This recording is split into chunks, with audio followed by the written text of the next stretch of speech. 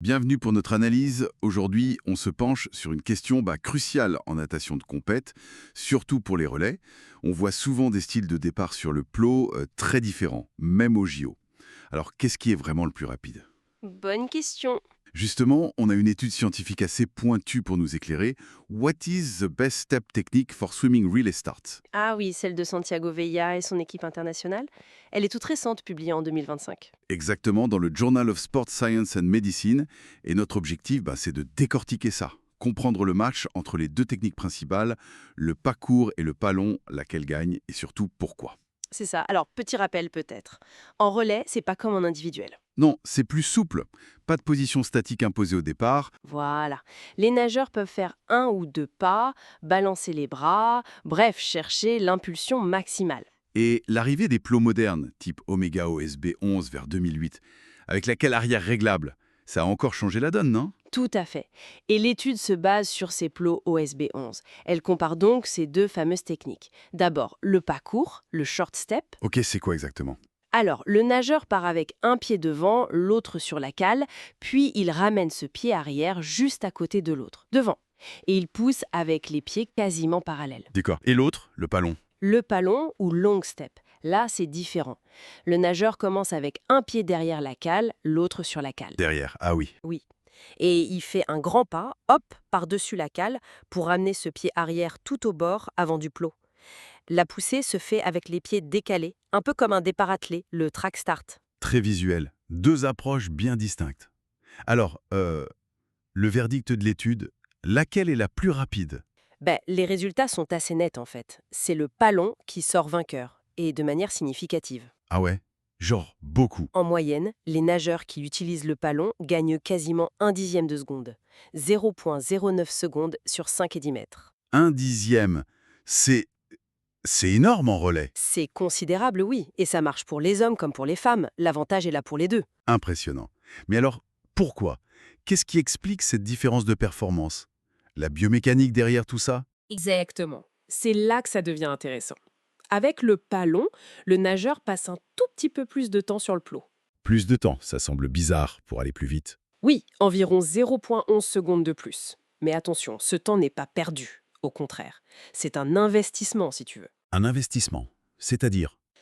Ce temps supplémentaire permet de construire plus de vitesse horizontale pendant qu'il fait son grand pas vers l'avant.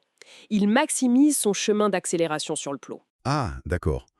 Comme prendre plus d'élan, en quelque sorte? C'est un peu l'idée, même si la mécanique est différente des sauts verticaux. Du coup, au moment de la poussée finale, l'impulsion est bien plus forte, horizontalement et verticalement. Et la vitesse de départ s'en ressent, j'imagine. Carrément. La vitesse d'envol est significativement plus élevée. L'étude parle de 4,5 mètres en seconde en moyenne pour le pas long. C'est environ 18% plus rapide qu'avec le pas court. 18%. Ok, je comprends mieux l'avantage du dixième de seconde maintenant. Euh, L'étude mentionne aussi des différences hommes-femmes. Oui, tout à fait. En moyenne, les temps des nageuses sont un peu plus longs sur 5 et 10 mètres, quelle que soit la technique d'ailleurs. Et on sait pourquoi? D'où vient cet écart? L'analyse suggère que ça se joue surtout au tout début du mouvement sur le plot. Pendant la phase du pas et le balancement des bras, les forces produites et la vitesse horizontale sont un peu plus faibles chez les femmes. Hmm, Mais ce qui est intéressant, c'est que la force maximale au moment de la poussée finale, si on la rapporte au poids du corps, eh bien, elle n'est pas significativement différente entre hommes et femmes. Ah bon? Alors qu'est-ce que ça veut dire pas long?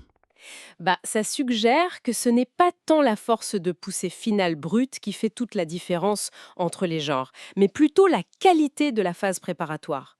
Le timing, la vitesse générée par le pas initial et les bras, c'est ça qui semble déterminant.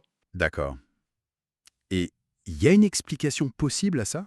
Des recherches antérieures ont évoqué un lien possible avec des différences de force au niveau du haut du corps, ce qui pourrait impacter l'efficacité du balancement des bras dans cette phase initiale. Mais ça reste une piste. Compris.